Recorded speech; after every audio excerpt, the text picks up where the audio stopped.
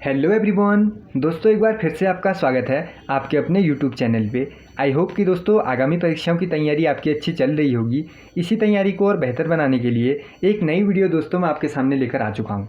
इसमें सबसे पहले मैंने हिंदी को शामिल किया है, उसके बाद जीएस के कुछ ऐसे एक्सपेक्टेड क्वेश्चन हैं जो सीधे सीधे आपके एग्जाम में देखने को मिल सकते हैं।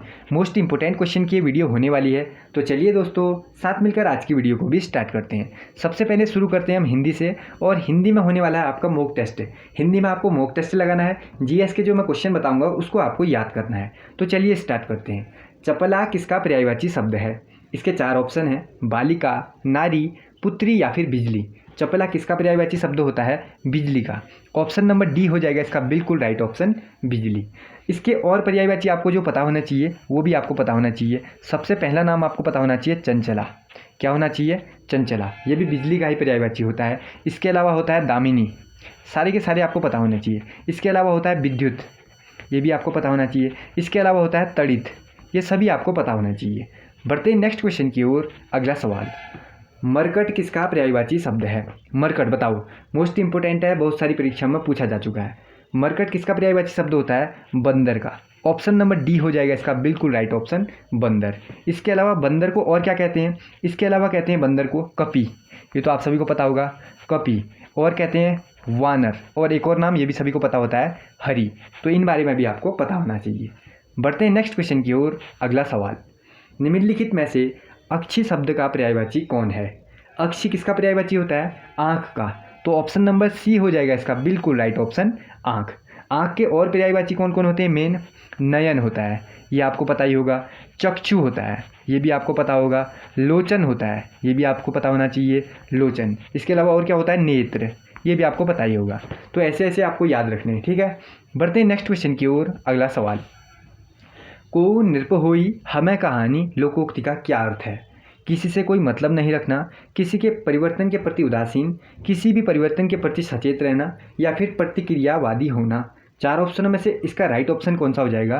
किसी के भी परिवर्तन के प्रति उदासीन रहना। ऑप्शन नंबर बी हो जाएगा इसका बिल्कुल राइट ऑप्शन। कोई राजा हो चाहे कोई कुछ हो, हमें क्या हानि, यानी हमें क्या मतलब उससे, किसी की भी सरकार है, इस टाइप से। बढ़ते हैं नेक्स्ट क्वेश्चन की ओर। अगला सवाल, अभियुक्त का विलोम क्या होता है? निरपराध, योगी, भोगी या फिर अभियोगी। बताओ, अभियुक्त का विलोम क्या हो जाएगा? भोगी, योगी, अभियोगी, ये तो नहीं होगा, तो निरपराध कर लेते हैं हम इसका बिल्कुल राइट ऑप्शन। अभियुक्त का विलोम क्या हो जाएगा? निरपराध हो जाएगा, ठीक। अभियुक्त किससे कहते हैं? ये भी क्वेश्चन पूछा गया है। जिस पर अभियोग लगा गया हो उसे अभियुक्त कहते हैं। जिस पर अभियोग लगाया गया हो, अभियोग लगाया गया हो, इसको भी आपको याद रखना है। और अभियुक्त से एक क्वेश्चन ऐसे भी पूछा जाता है, जिस पर मुकदमा चल रहा हो उसे क्या कहते हैं? जिस पर मुकदमा चल रहा हो, इसको मैं आपको लिख कर दिखा देता हूँ। जिस पर मुकदमा चल रहा हो, मुकदमा चल रहा हो उसे क्या कहते हैं? उसे भी कहते हैं अभियुक्त। तो इसके बारे में भी आपको पता होना चाहिए। बढ़ते हैं नेक्स्ट क्वेश्चन की ओर। अगला सवाल, उत्कृष्ट का विलोम क्या होता है? अपकृष्ट, निकृष्ट, व्यर्थ या फिर विकराल। उत्कृष्ट का विलोम अगर आपसे पूछेगा तो निकृष्ट क्या हो जाएगा? Right option. Option number C हो जाएगा इसका बिल्कुल राइट ऑप्शन। बढ़ते हैं दोस्तों नेक्स्ट क्वेश्चन की ओर। अंडे का शहजादा का अर्थ क्या है? ये क्या लिखा हुआ है? थोड़ा सा मीठा हुआ है तो आपको दिख नहीं रहा होगा, तो मैं इसको एक बार फिर से लिख देता हूँ। अंडे का शहजादा, इसका अर्थ क्या होता है बताओ? अंडे का शहजादा मतलब होता है अनुभवहीन व्यक्ति। ऑप्शन नंबर सी हो जाएगा इसका बिल्कुल राइट ऑप्शन। बढ़ते हैं हम अपने नेक्स्ट क्वेश्चन की ओर। अंडे सेना का अर्थ क्या होता है बताओ? अंडे सेना का अर्थ क्या होता होगा? बेकार घर में पड़े रहना, या फिर बेकार बैठे रहना, कोई काम ना करना, खाली घर में पड़ा है, उससे कहते हैं अंडे सेना, बेकार बैठे रहना। बढ़ते हैं नेक्स्ट क्वेश्चन की ओर। अगला सवाल, घाट घाट का पानी पीना मुहावरे का क्या अर्थ है? अनाड़ी, संसार का अनुभव प्राप्त करना, मिलनसार या फिर विद्वान। घाट घाट का पानी पीना यानी संसार का अनुभव प्राप्त करना। ऑप्शन नंबर बी हो जाएगा इसका बिल्कुल राइट ऑप्शन। हर तरह का अनुभव प्राप्त करना भी हो सकता है इसका बिल्कुल राइट ऑप्शन। तो इस तरीके से सारी चीज़ें आपको पता होनी चाहिए। अगला सवाल देखो, किंकर किसका पर्यायवाची शब्द है? बताइए। दीपक, दरबान, दास या फिर दक्ष। इस हिंदी में जितने भी क्वेश्चन आएंगे सबका आंसर आपको ही करना है। हालांकि बाद में मैं उसका आंसर बता दूंगा, लेकिन पहले मेरे बताने से पहले आपको अपना ऑप्शन लगाना है कि आपका ऑप्शन सही था या नहीं था। किंकर किसका पर्यायवाची शब्द होता है? दास का होता है। दास यानी नौकर, सेवक। ठीक, किंकर किसका पर्यायवाची हो जाएगा? दास का। इससे और हम क्या कह सकते हैं? सेवक आ सकता है, वो राइट करना, या फिर क्या आ सकता है इसके बदले? नौकर आ सकता है, वो भी आप लोग क्या करना? राइट करना। ये तीनों ही हो जाएंगे। अगले सवाल की तरफ बढ़ते हैं। फिर अगला सवाल देखो, गाय का दूध स्वास्थ्य के लिए सर्वोत्तम औषधि है, इस वाक्य में कौन सा विशेषण है? विशेषण के बारे में आपने पढ़ा होगा। देखो, स्वास्थ्य के लिए औषधि है, सर्वोत्तम औषधि है, उसके गुणों का वर्णन यहाँ पर हो रहा है। तो सीधे सीधे छोटा सा सिंपल सा क्वेश्चन है, गुणवाचक विशेषण हो जाएगा इसका बिल्कुल राइट ऑप्शन। परिमाण में बताएगा, जैसे आधा लीटर दूध, भाव में बुढ़ापा, जवानी या फिर बचपना, ऐसी चीज़ है ना। तो इसमें क्या हो जाएगा? राइट ऑप्शन नंबर डी हो जाएगा इसका बिल्कुल राइट ऑप्शन। अगले सवाल की तरफ हम बढ़ते हैं और देखते हैं कि अगला सवाल हमसे क्या कहता है। जब किसी कार्य करने अथवा होने का बोध होता है वो क्या कहलाते हैं? सिंपल सा है, जो हमें नाम बताएगा, है ना, नाम में बताएगा वो हो जाएगा संज्ञा, जो नाम के बदले आएगा या किसी के बदले आया होगा वो होगा सर्वनाम, विशेषता बताने वाला हो जाएगा विशेषण, कार्य करने का बोध कराएगा वो हो जाएगी क्रिया। बढ़ते हैं नेक्स्ट क्वेश्चन की ओर। अगला सवाल, मैं का बहुवचन क्या होगा? आपने पढ़ा भी होगा, मैं से हम की ओर चलें, तो मैं का बहुवचन हो जाएगा हम। अगले सवाल की तरफ हम साथ में बढ़ते हैं। मुरली गांव से चला गया, वाक्य में कौन सा कारक है? कौन सा कारक हो जाएगा फिर? मुरली गांव से चला गया। देखो, ये वाला आपने अगर याद किया होगा तो आपको सिंपल लगेगा, कर्ता ने कर्म को, ये वाला पूरा याद किया होगा ना आपने। वैसे ही कहाँ पर आता है? अपादान से मान, इस तरीके से आपने याद किया होगा तो आपको सरल लगेगा। अपादान से होता है तो यहाँ पर भी से वाला आया है, तो ऑप्शन नंबर डी को कर लेते हैं हम यहाँ पर बिल्कुल राइट ऑप्शन, अपादान। बढ़ते हैं नेक्स्ट क्वेश्चन की ओर। अगला सवाल, अब यहाँ पर हमारा एंड हो चुका है कौन सा? हिंदी का। हिंदी में यहाँ तक आपको लगाना था अपना मॉक टेस्ट कि हिंदी में आपका स्कोर कैसा रहा है, इन क्वेश्चनों में से आप कितने बना पा रहे थे। अब आगे आने वाला है जीएस, जिसमें कुछ ऐसे क्वेश्चन हैं जो सीधे सीधे आपके एग्जाम में देखने को मिलने हैं। कम क्वेश्चन है लेकिन मोस्ट इंपॉर्टेंट क्वेश्चन है कि, और मैं चाहता हूँ कि आप यहीं पर इन क्वेश्चन को याद कर लें। अगर आपको नहीं याद होते तो अपनी नोटबुक में इन्हें नोट भी कर लेना, क्योंकि एग्जाम में ऐसे क्वेश्चन जरूर बनते हैं, बहुत सारी परीक्षाओं में रिपीट हो भी चुके हैं। आप अभी क्वेश्चन देखोगे तो आपको खुद लगेगा कि इंपॉर्टेंट क्वेश्चन की ये वीडियो है। तो देखो, जीएस में हम स्टार्ट करते हैं।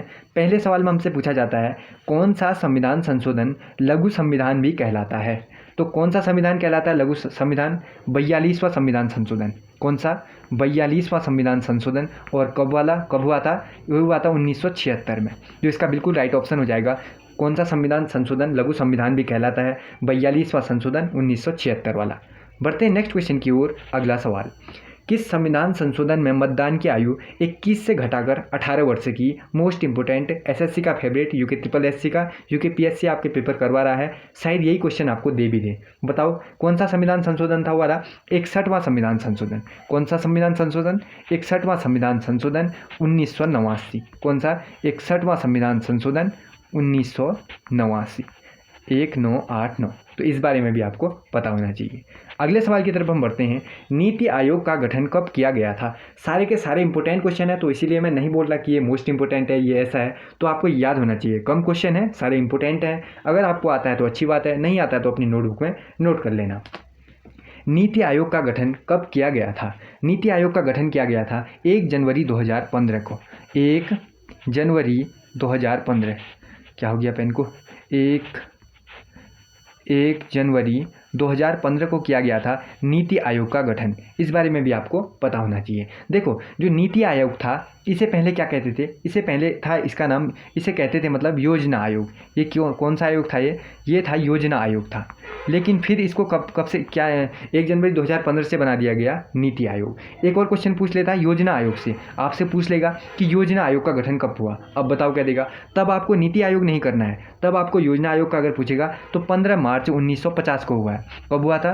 15 मार्च 1950 को हुआ था योजना आयोग का गठन। और फिर उसका नाम 1 जनवरी 2015 से मतलब उसको कौन सा आयोग बना दिया गया? नीति आयोग बना दिया गया। और एक और चीज़ पूछता है, इसका अध्यक्ष कौन होता है? इसका अध्यक्ष कौन होता है? इसके अध्यक्ष होते हैं प्राइम मिनिस्टर, प्रधानमंत्री। बढ़ते हैं नेक्स्ट क्वेश्चन की ओर। अगला सवाल, ड्रेन का सिद्धांत किसने प्रतिपादित किया था? ड्रेन का सिद्धांत प्रतिपादित किया था दादा भाई नौरोजी ने। किसने प्रतिपादित किया था? दादा भाई नौरोजी ने। दादा भाई नौरोजी ने प्रतिपादित किया था ड्रेन का सिद्धांत। मोस्ट इंपॉर्टेंट है, इसलिए मैं आपको ऐसे लिख के बता दे रहा हूँ। क्वेश्चन इंपॉर्टेंट है, आपको आना चाहिए। मेन क्या है? क्वेश्चन है, आपको उसका आंसर आना चाहिए, ताकि अगर एग्जाम में आए तो आपको प्लस पॉइंट इन क्वेश्चनों से जरूर मिल जाए।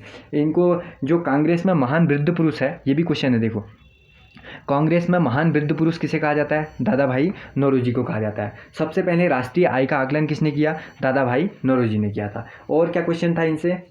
और क्या क्वेश्चन था? चलो आप अभी आपको याद आएगा तो मैं और बता दूंगा। अगले क्वेश्चन की तरफ हम साथ में बढ़ते हैं।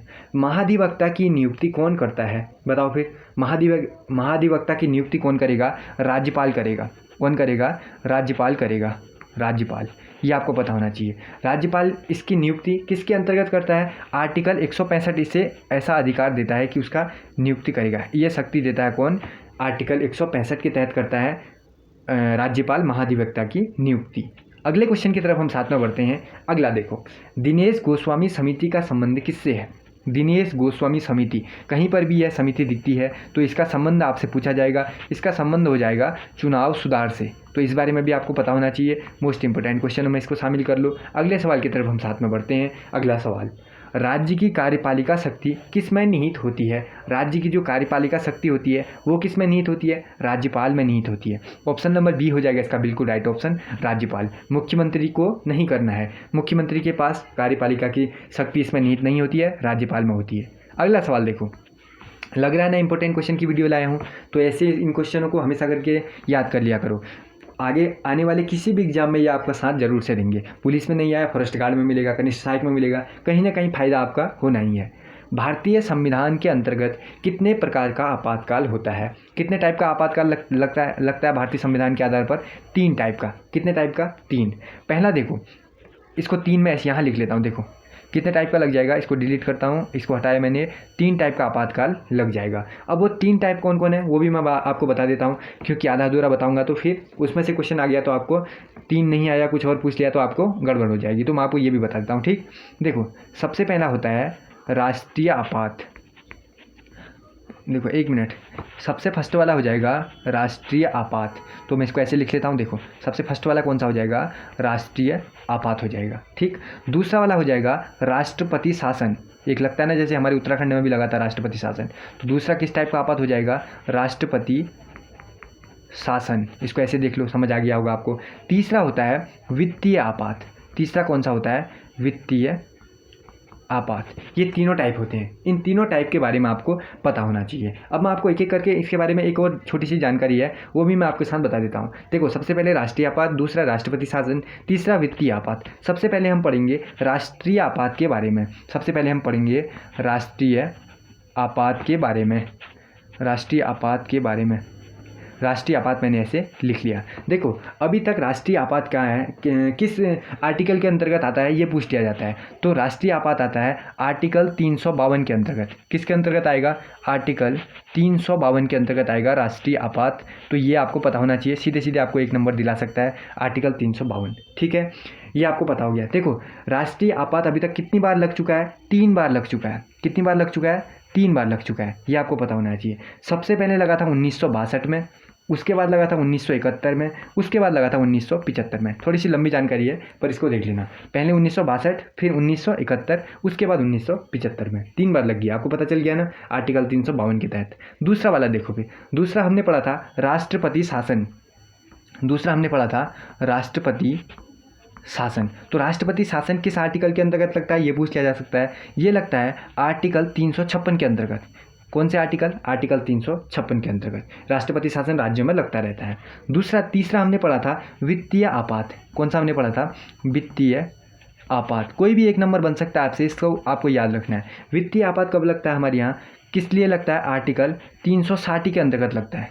360 के अंतर्गत लगता है वित्तीय आपात। अभी तक इसकी ज़रूरत नहीं है। वित्तीय आपात अभी भी एक बार भी नहीं लगा है, तो इसीलिए मैंने यहाँ पर क्रॉस का साइन लगा दिया। एक बार भी वित्तीय आपात नहीं लगा है। इतना तो आपको क्लियर हो गया होगा। इसके अलावा कुछ चीज़ें और देखनी है आपको, वो भी बता देता हूँ। चलो देखो, इसमें आपसे पूछता है 1 नंबर के लिए कि जब प्रथम राष्ट्रीय आपातकाल लगा था, द्वितीय लगा था, तृतीय लगा था, उस समय देश के राष्ट्रपति कौन थे? जब पहला राष्ट्रीय आपात लगा तब देश के राष्ट्रपति कौन थे?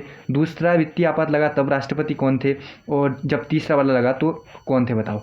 उनसे सवाल नहीं पूछा तो आपसे इनसे सवाल पूछ लेगा। बताओ, वो आपने उतनी मुश्किल से याद करा और आपसे ये क्वेश्चन पूछ लिए, और आपका उतना पढ़ा हुआ क्या लगा आपको कि मैं इसको याद करके लाया था यार, इसने तो ये पूछ लिया, अब क्या करूँ? तो इसके मामले में आपको ये भी आपको याद होना चाहिए। तो जब सबसे फर्स्ट वाला लगा तो तब कौन थे? सर्वपल्ली राधाकृष्णन थे। कौन थे तब? सर्वपल्ली राधाकृष्णन थे। पहला आपातकाल लगा तब देश के जो राष्ट्रपति थे वो सर्वपल्ली राधाकृष्णन हो गए। जब दूसरा आपातकाल लगा तब थे वी गिरी, तब कौन थे? वी गिरी थे। और जब तीसरा लगा तब थे फ़खरुद्दीन अली अहमद, तब कौन थे? फ़खरुद्दीन अली अहमद, इसके पीछे जोड़ लेना, ये भी आपको पता होना चाहिए। ठीक, अब एक और नाम आ गया राधाकृष्णन का। राधाकृष्णन जी के नाम पे हम एक दिवस भी मनाते हैं ना, तो कौन सा दिवस मनाते होंगे वह लोग आप मुझे कमेंट करके बता देना। ठीक, अगला सवाल देखो, भारत में गन्ने का सर्वाधिक उत्पादन कौन सा है? कौन सा राज्य भारत में सर्वाधिक गन्ने का उत्पादन करता है? गन्ने का उत्पादन सबसे ज़्यादा कौन करता है? यूपी, उत्तर प्रदेश करता है, तो यूपी हो जाएगा इसका बिल्कुल राइट ऑप्शन, है ना। और चीनी का कटोरा इसलिए इसी को कहते हैं, हाँ इसी को कहते हैं ना, हाँ चीनी का कटोरा, यही तो है, यही है। चीनी का कटोरा किसको कहते हैं? यूपी को ही कहते हैं, इसीलिए कहते होंगे कि भारत में सबसे ज़्यादा गन्ने का उत्पादन हो रहा है, इसीलिए इसको क्या कह देते हैं? चीनी का कटोरा हम कह देते हैं। इसके अलावा आपसे एक और क्वेश्चन अगर ये नहीं आएगा तो मसालों का सर्वाधिक उत्पादन कौन करता है? ये भी बताओ। आप गन्ना पढ़ के गए, उसने पूछ दिया मसालों का बताओ। मसालों का राज्य में सबसे ज़्यादा उत्पादन भारत में कौन करता है? मध्य प्रदेश करता है। कौन प्रदेश करता है? मध्य प्रदेश करता है, ये आपको पता होना चाहिए। अगर ये यहाँ एक नंबर पीछे बन गया तो ठीक, दूसरा ये क्वेश्चन पूछ दिया इससे एक नंबर बन गया तो ठीक, नहीं बना तो पूछ देगा आपसे, रबड़ पूछ देगा आपसे। अब बताओ रबड़ बताओ, रबड़ का कौन करेगा सबसे ज़्यादा उत्पादन? रबड़ का सबसे ज़्यादा उत्पादन करता है केरल, हमेशा से ही केरल करता हुआ आया है, तो केरल नाम आपको सीधे सीधे पता होना चाहिए। देखो आपने पढ़ दिया रबड़ का सबसे ज़्यादा उत्पादन कौन करता है, रबड़ का सबसे ज़्यादा उत्पादन पूछ दिया कौन करेगा, तो आपने याद करके गए हो घर से कि केरल करेगा। एक नंबर आया, कन्फर्म हो गया, आप खुश हो गए। लेकिन उसने क्या किया कि देश में नहीं पूछा, उसने पूछ दिया विश्व में कौन करता है। अब बताओ, आप देश का याद करके गए थे, उसने विश्व में पूछ दिया। अगर पूछेगा आपसे विश्व में रबड़ का सबसे ज़्यादा उत्पादन कौन करता है, तो कौन करता है? थाईलैंड करता है, इसको याद कर लो। ले अब कहाँ काटेगा नंबर, रबड़ का हम केरल याद करके गए थे, विश्व पूछ दिया तो हम थाईलैंड लगा लेंगे, है ना। तो दोनों के बारे में आपको पता होना चाहिए। अगले क्वेश्चन की तरफ हम साथ में बढ़ते हैं। नेक्स्ट क्वेश्चन, किसान क्रेडिट कार्ड योजना किस वर्ष शुरू हुई? किसान क्रेडिट कार्ड योजना कहाँ टाइप के बन रहे थे ना, आपने देखे होंगे किसान क्रेडिट कार्ड योजना, टीवी में ऐड वगैरह भी सब कुछ चल रहा था इसका, है ना, उस समय से चल रहा है, आजकल भी इसको बढ़ावा दिया जा रहा है। 1998 में शुरू हुई थी यह योजना, किसान क्रेडिट कार्ड योजना। कब शुरू हुई थी? 1998, 1998, तो इस वर्ष से शुरू हुई थी किसान क्रेडिट कार्ड योजना। तो जितने भी ये क्वेश्चन थे उन क्वेश्चनों को एक बार क्या करना, याद कर लेना। इन क्वेश्चनों को क्या कर लेना, याद कर लेना। जो क्वेश्चन आपको नहीं आए वो आपने नोट किए होंगे, और मैं मतलब कह सकता हूँ कि इंपॉर्टेंट क्वेश्चन है और आपके पेपर में ज़रूर से देखने को मिल सकते हैं। आई होप कि दोस्तों वीडियो आपको अच्छी लगी होगी। तो बड़ी वीडियो लाने के लिए आप लोग बहुत बोल रहे हैं कि क्या कहते हैं 100 क्वेश्चन का एक पूरा प्रैक्टिस सेट लाओ जिसमें हम अपना मूक लगा सकें, तो उसका कार्य भी प्रगति पर है, प्रगति पर वो कार्य है, जल्दी जल्दी आपको देखने को मिल जाएगा वो सेट भी। ये वीडियो कैसी लगी मुझे कमेंट करके ज़रूर से बताना। अच्छी लगी हो तो अपने उन दोस्तों के साथ ज़रूर से शेयर कर देना जो UKPSC के अंतर्गत आने वाली किसी भी परीक्षा की तैयारी कर रहे हैं। बहुत जल्द मुलाकात होगी दोस्तों एक नए प्रैक्टिस सेट के साथ, एक नए मॉक टेस्ट के साथ। आपके लिए बढ़िया बढ़िया मॉक टेस्ट मैं ऐसे ही लाते रहूँगा, अच्छे लाऊंगा, जो भी इंपॉर्टेंट होते हैं, जो एग्जाम की दृष्टि से महत्वपूर्ण होते हैं, उन्हीं वीडियो को मैं आपके लिए लेकर आते रहता हूँ। तो ऐसे ही क्वेश्चन लाऊंगा, ऐसे वैसे नहीं लाऊंगा। वीडियो अच्छी लगती है तो लाइक कर देना, और चैनल पे अगर नए हो तो सब्सक्राइब भी कर देना। अगर आप लाइक करते हैं, सब्सक्राइब करते हैं, कमेंट करते हैं तो मुझे नई वीडियो बनाने का और ज़्यादा मन करता है। बहुत जल्द मुलाकात होगी नई वीडियो के साथ, तब तक के लिए जय हिंद।